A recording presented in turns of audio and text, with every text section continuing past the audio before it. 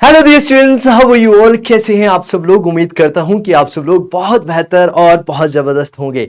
बहुत सारे बच्चों के माइंड में एक क्वेश्चन आता है कि सर सीयूटी पीजी के अंदर जो आपके माइक्रो इकोनॉमिक्स और मैक्रो इकोनॉमिक्स के जो टॉपिक है, इनके लिए सबसे बेहतरीन स्ट्रेटेजी क्या हो सकती है।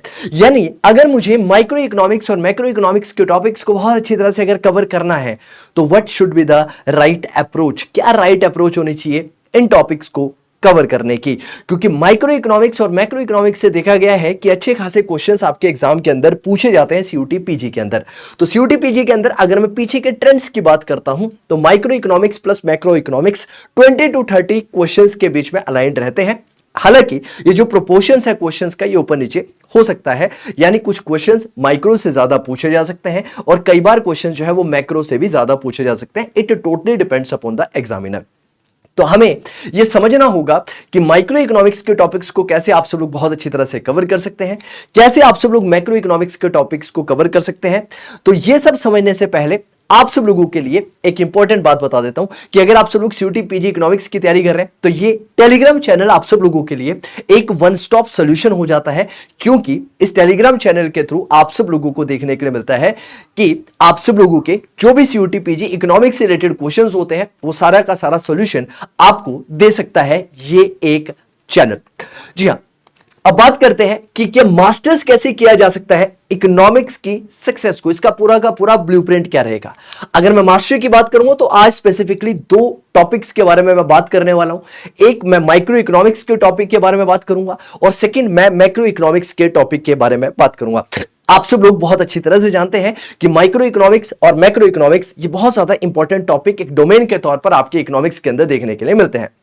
सबसे पहले आपको समझना पड़ेगा कि पूरा का पूरा लैंडस्केप स्ट्रक्चर क्या है। तो आप सब लोगों को पता है कि सीयूटी पीजी अगर एग्जाम की मैं बात करता हूं तो इसके अंदर टोटल आपके पास में 75 क्वेश्चंस पूछे जाते हैं जिनको आप सब लोगों ने 90 मिनट के अंदर कवर करना होता है। तो सीयूटी पीजी इकोनॉमिक्स के पेपर्स के अंदर आप सब लोगों के थ्योरेटिकल और एनालिटिकल एप्लीकेशंस दोनों को यहां पर टेस्ट किया जाता है। थ्योरेटिकल की अगर मैं बात करता हूं तो micro economics, macro economics, Indian economic development जैसे टॉपिक्स आप सब लोगों को यहां पर देखने के लिए मिलते हैं।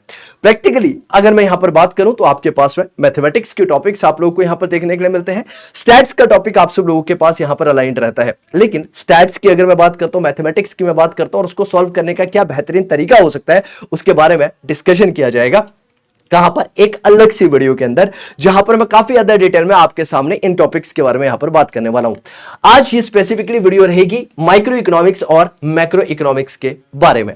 तो अगर मैं माइक्रो इकोनॉमिक्स की आप सब लोगों के सामने सबसे पहले बात करूं तो माइक्रो इकोनॉमिक्स के अंदर आपके पास में कोर फोकस एरियाज जो है वो क्या क्या रहने वाले हैं। What should be the core focus area, कैसे आपने किन किन चीजों को यहां पर अलाइन करना है। तो सबसे पहले जब मैं माइक्रो इकोनॉमिक्स की बात करता हूं तो माइक्रो इकोनॉमिक्स के अंदर तीन टॉपिक्स जो है वो बहुत ज्यादा रेलेवेंस रखते हैं आपके एग्जाम पर्सपेक्टिव से। तो सबसे पहले आप कंज्यूमर थ्योरी की बात करते हैं, दूसरा यहां पर प्रोड्यूसर थ्योरी के बारे में बात करते हैं और तीसरा यहां पर आप मार्केट स्ट्रक्चर के बारे में बात करते हैं। जब आप कंज्यूमर थ्योरी के बारे में यहां पर चीजों को डिटेल में डिस्कस करने की कोशिश करते हैं तो यहां पर क्या क्या आता है, जैसे कि यूटिलिटी मैक्सिमाइजेशन प्रिंसिपल्स से रिलेटेड यहां पर कहानी है। यूटिलिटी की अगर मैं बात करता हूं तो यूटिलिटी के अंदर आप सब लोग बहुत अच्छी तरह जानते हैं कि हमें एक कार्डिनल अप्रोच, एक ऑर्डिनल अप्रोच हमारे पास यूटिलिटी को एनालाइज करने की रहती है, उसके बारे में बात करेंगे। साथ ही साथ में यहां पर रिवील्ड प्रेफरेंस थ्योरी जैसे टॉपिक्स को भी पूछा जाता है एग्जाम के अंदर। हालांकि पीछे के ट्रेंड्स की अगर मैं बात करता हूं तो रिवील्ड प्रेफरेंस थ्योरी की थोड़ी सी इंपॉर्टेंस ज्यादा है आपके एग्जाम पर्सपेक्टिव से in comparison to that of the utility as comparison to your ordinal and the cardinal approach. Then यहां पर सेकंड इंपॉर्टेंट पॉइंट आप सब लोगों के पास में आता है, that is indifference curve analysis, IC curve analysis.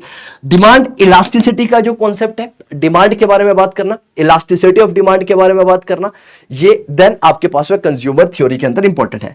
Then आप सब्स्टिट्यूशंस और इनकम इफेक्ट की बात करते हैं। सब्स्टिट्यूशन इफेक्ट क्या कहता है, इनकम इफेक्ट क्या कहता है, उससे रिलेटेड क्वेश्चंस कई बार एग्जाम के अंदर पूछे जाते हैं।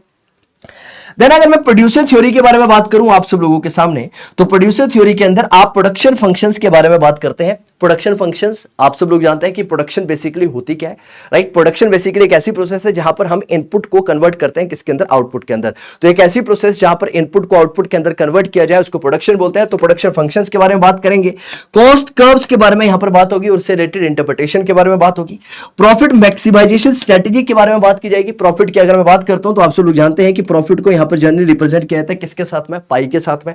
फैक्टर प्राइसिंग मॉडल्स के बारे में यहां पर बात होगी कि फैक्टर प्राइसिंग रिलेटेड मॉडल्स क्या क्या है, और उन मॉडल से कई बार डायरेक्टली एग्जाम के अंदर क्वेश्चन पूछता है। देन नेक्स्ट इंपॉर्टेंट टॉपिक आपके पास आता है, दैट इज मार्केट स्ट्रक्चर। और अगर मैं मार्केट स्ट्रक्चर के बारे में बात करता हूं तो आप सब लोग जानते हैं कि मार्केट बेसिकली होती क्या है। तो आपको पता है कि मार्केट जनरली एक ऐसा प्लेस है जहां पर बायर्स और सेलर्स आपस में एक दूसरे के साथ में इंटरेक्ट करते हैं। क्या करते हैं, इंटरेक्ट करते हैं। और यहां पर आप डिफरेंट टाइप के मार्केट स्ट्रक्चर्स के बारे में बात करते हैं, चाहे आप परफेक्ट कॉम्पिटिशन के बारे में बात करते हैं, आप मोनोपोली के बारे में बात करते हैं, आप मोनोपोलिस्टिक कॉम्पिटिशन के बारे में बात करते हैं, आप ओलिगोपोली के बारे में बात करते हैं। ओलिगोपोली के अंदर आप लोग गेम थ्योरी के बारे में बात करते हैं। गेम थ्योरी इंपॉर्टेंट है आपके एग्जाम पर्सपेक्टिव से, कई बार यहां से डायरेक्टली क्वेश्चंस पूछा जाता है। देन आपके पास आता है market failures and externalities. Market failure का टॉपिक क्या कहता है कि why does basically market fail, यानी कि मार्केट क्यों फेल होती है, क्या रीजंस आपको ऐसे देखने के लिए मिलते हैं कि मार्केट के अंदर आप लोगों को फेलियर जो है वो देखने के लिए मिलता है। मार्केट क्यों जनरली फेल करती है, उसका रीजन, उसका कॉन्सेप्ट हम लोग समझेंगे। एक्सटर्नलिटीज के बारे में बात करेंगे। एक्सटर्नलिटीज जनरली दो तरह की होती है, एक हम लोग पॉजिटिव एक्सटर्नलिटीज के बारे में बात करते हैं और दूसरा हम लोग नेगेटिव एक्सटर्नलिटीज के बारे में बात करते हैं। पॉजिटिव एक्सटर्नलिटीज और नेगेटिव एक्सटर्नलिटीज कैसे आपकी जो ओवरऑल मार्केट स्ट्रक्चर है इसको पॉजिटिवली और नेगेटिवली इंपैक्ट करती है, यहां से भी कई बार डायरेक्टली एग्जाम के अंदर क्वेश्चन पूछ लिया जाता है।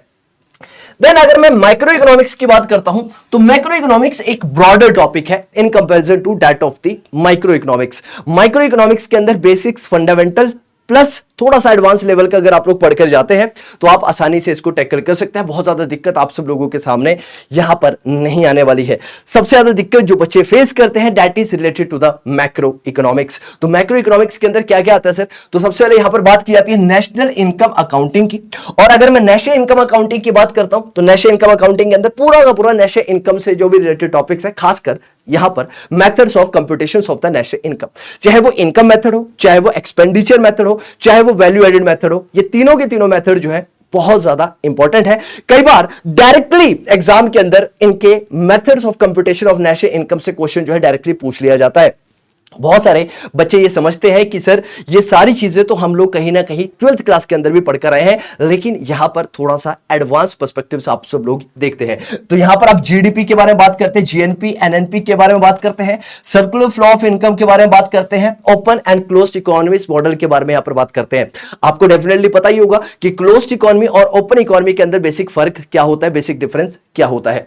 देन आप बात करेंगे केनिशियन फ्रेमवर्क के बारे में। जी हां, केनिशियन फ्रेमवर्क सबसे ज्यादा इंपॉर्टेंट रोल आपका पूरा का पूरा मैक्रो इकोनॉमिक्स के अंदर जो है वो प्ले करेगा, राइट। केनेशियन मॉडल की अगर मैं बात करता हूं तो आप सब लोग बहुत अच्छी तरह से जानते हैं दैट जॉन मेनार्ड कीन्स यानी कि जेएम कीन्स को बोला जाता है फादर ऑफ मैक्रो इकोनॉमिक्स, यानी कि मैक्रो इकोनॉमिक्स के जनक के तौर पर जेएम कीन्स को जाना जाता है। तो जॉन मेनार्ड कीन्स के द्वारा जो भी पूरा ओवरऑल फ्रेमवर्क दिया गया था उसके बारे में बात होगी। यहां पर हम लोग एग्रीगेट डिमांड और एग्रीगेट सप्लाई मॉडल्स के बारे में बात करेंगे, मल्टीप्लायर इफेक्ट के बारे में बात होगी और साथ ही साथ में आईएसएलएम फ्रेमवर्क के बारे में बात होगी। आईएसएलएम फ्रेमवर्क क्या है, जो जनरली रिलेशनशिप आपको प्राइस और आउटपुट के बीच में बताता है, उसके बारे में बात करेंगे। देन आपके पास में आता है मनी एंड बैंकिंग का टॉपिक। मनी एंड बैंकिंग के टॉपिक के अंदर आप मॉनेटरी पॉलिसीज के बारे में बात करेंगे, यानी अगर एक इकोनॉमी के अंदर अगर आप इन्फ्लेशन और डिफ्लेशन जैसी सिचुएशंस देखते हैं तो मॉनेटरी पॉलिसी एक टूल है जिस टूल को यूज किया जाता है क्या करने के लिए, इन्फ्लेशन और डिफ्लेशन को कंट्रोल करने के लिए। तो यहां पर आप इसके टूल्स के बारे में बात करेंगे, बैंकिंग सिस्टम मैकेनिज्म के बारे में बात करेंगे, इन्फ्लेशन और अनएम्प्लॉयमेंट के बारे में बात करेंगे, ट्रेड ऑफ के बारे में बात करेंगे। ट्रेड ऑफ का मतलब होता है बैलेंस स्टैब्लिश करना, तो बैलेंस कैसे स्टैब्लिश किया जा सकता है उसके बारे में बात करेंगे।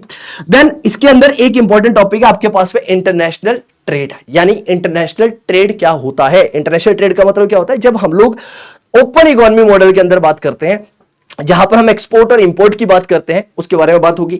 यहां पर हम बात करेंगे बैलेंस ऑफ पेमेंट के बारे में, एक्सचेंज रेट सिस्टम के बारे में यहां पर बात होगी।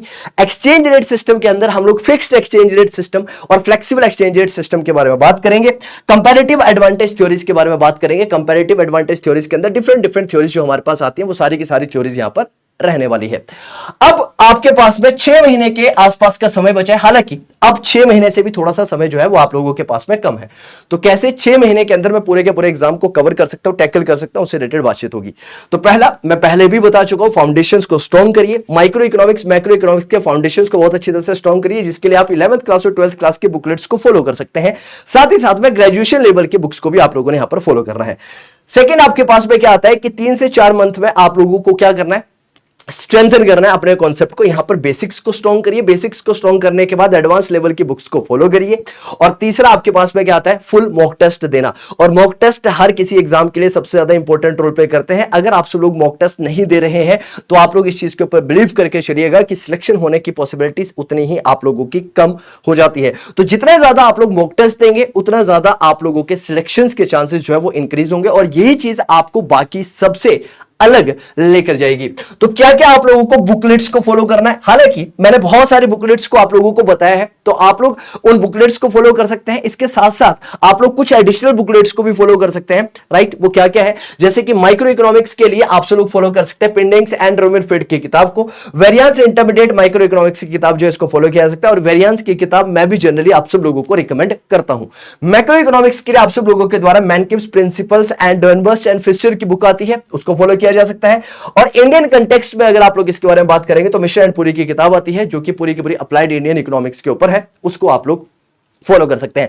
साथ ही साथ में आप लोग कुछ ऑनलाइन प्लेटफॉर्म्स को भी फॉलो कर सकते हैं, और सबसे बेहतरीन प्लेटफॉर्म इस समय CUT-PG के लिए क्या है, CUT-PG वाला है। तो हमारे नोट्स को, हमारे कंटेंट को जो कि मैं यहां पर पढ़ाने लग रहा हूं, उसको आप सब लोग फॉलो कर सकते हैं, और ये एक वन स्टॉप सॉल्यूशन आप सब लोगों के लिए आपके एग्जाम पर्सपेक्टिव से हो सकता है, राइट। टेक्निक्स क्या होनी चाहिए, तो visual learning, formula sheet, conceptual clarity. तो इस सब में सबसे ज्यादा इंपॉर्टेंट क्या है, कॉन्सेप्चुअल क्लैरिटी। कॉन्सेप्ट्स के ऊपर ज्यादा ध्यान दीजिए सर, कॉन्सेप्ट बिल्डिंग के ऊपर, फाउंडेशंस को बिल्ड करने के ऊपर ज्यादा ध्यान दीजिए, क्योंकि अगर फाउंडेशंस बहुत ज्यादा स्ट्रांग है तो नेचुरली जो भी बिल्डिंग इसके ऊपर बनेगी वो नेचुरली आप सब लोगों को आपकी राइट डायरेक्शन में, यानी कि राइट कॉलेज की तरफ एक कदम बढ़ाने में मदद करेगी। क्लियर है sir. Now common pitfalls to avoid, क्या चीजें आप लोगों को अवॉइड करनी चाहिए, that is neglecting mathematical problems. ये तो मैथ्स वाली बात होगी, इसको मैथ्स की क्लास के अंदर डिस्कस करेंगे। प्रीवियस ईयर पेपर्स को मिस करना, बहुत सारे बच्चे क्या गलती करते हैं, हालांकि देखा गया है कि जो इकोनॉमिक्स के अंदर प्रीवियस ईयर ट्रेंड रहे हैं, उन ट्रेंड्स के अंदर एग्जामिनर बहुत ज्यादा स्टेबल नहीं रहा है कि माइक्रो इकोनॉमिक्स से ज्यादा क्वेश्चन पूछेगा, मैक्रो से कम पूछेगा, इंडियन इकोनॉमिक डेवलपमेंट से ज्यादा पूछेगा। वो कॉम्प्रिहेंसिवली क्वेश्चंस को पूछता रहता है, ऊपर नीचे करता रहता है, तो वो बहुत बड़ी टास्क नहीं है। आइसोलेटेड टॉपिक स्टडी, यानी कि यहां पर हम लोग बहुत सारी चीजों को डीपली नहीं पढ़ने लगते हैं, है ना, ऊपर ऊपर से पढ़ाई कर ली और सोचते हैं कि हमें सब आता है, तो ये चीजों को आप लोगों ने अवॉइड करना है। नाउ सक्सेस मैट्रिक्स क्या है कि 80% भी, मैं जनरली कहता हूं कि अगर आप 75% एक्यूरेसी के ऊपर भी काम करते हैं तो मोर देन इनफ है। 75% भी सिलेबस कवर कर लीजिए, that's more than enough. Mock test के ऊपर ज्यादा से ज्यादा ध्यान दीजिए, 15+ मॉक टेस्ट एटलीस्ट आप लोगों ने लगाने हैं। और अभी भी अगर आप 4 से 5 घंटा डेली पढ़ते हैं तो आप सब लोग आसानी से क्या कर सकते हैं, एग्जाम को क्लियर कर सकते हैं। अब आगे क्या करना चाहिए आप सब लोगों को, तो सबसे पहले हमेशा कहता हूं कि सिलेबस को निकालिए, बेस्ट स्टैंडर्ड बुक्स को फॉलो करिए, और साथ ही साथ में YouTube की वीडियो की मदद लीजिए। यानी कि हमारे जो भी चैनल के अंदर चीजें आपको पढ़ाई जा रही है, आप सब लोग उनको क्या कर सकते हैं, फॉलो कर सकते हैं, राइट। और इसी के साथ राइट, यही आप सब लोगों के लिए यहां पर मुझे बताना था, यही चीज आप सब लोगों के लिए यहां पर थी। और अगर आप सब लोग इस स्ट्रेटेजी को फॉलो करते हैं तो डेफिनेटली आप सब लोग इस एग्जाम को क्लियर कर सकते हैं। So this is all about it, आज की वीडियो के अंदर इतना ही, और उम्मीद करता हूं कि वीडियो आप सब लोगों के लिए बहुत ज्यादा इंपॉर्टेंट रहेगी, बहुत ज्यादा हेल्पफुल रहेगी प्रिपरेशन करने में। तो मिलते हैं आप सब लोगों से फिर कभी किसी और वीडियो के अंदर। टिल देन टेक केयर, जय हिंद, जय भारत।